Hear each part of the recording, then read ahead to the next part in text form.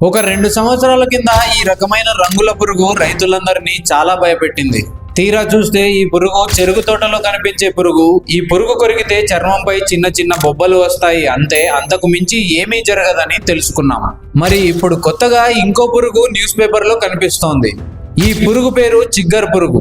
ఈ పురుగు కొరికితే జ్వరం, ఒళ్ళు నొప్పులు, వాంతులు, విరోచనాలు అయ్యి హాస్పిటల్ పాలయ్యే అవకాశం ఉందని చెప్తున్నారు. కొంతమంది ఈ పురుగు కొరికితే స్క్రబ్ టైఫస్ కేసు నమోదవుతుంది.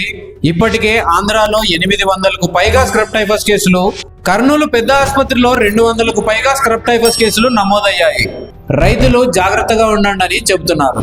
ఇంకొందరు ఈ పురుగు వలన కలిగే నష్టమేమీ లేదు, ఎవరు భయపడకండి, ఇవి గోమర్ పురుగులు, ఎక్కువ పశువులు ఉండే చోట ఉంటాయి, ఇవి మనుషులను కొరికినా చిన్న చిన్న బొబ్బలు వస్తాయి, అంతే, అంతకు మించి ఏమీ జరగదని అంటున్నారు.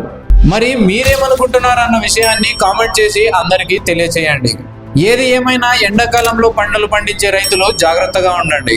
ఈ పురుగు ఎక్కువగా పొలాల్లో, అడవుల్లో, తడి నేలల్లో, పశువులు మేత మేసే గడ్డి ప్రాంతాల్లో ఎక్కువగా ఉంటుంది. వీటికి దూరంగా ఉంటూ జాగ్రత్తలు తీసుకోండి. ఇలాంటి మరిన్ని వీడియోలు చూడడానికి మా రామ్దేవ్ అగ్రి సొల్యూషన్స్ ఛానల్ను సబ్స్క్రైబ్ చేయండి.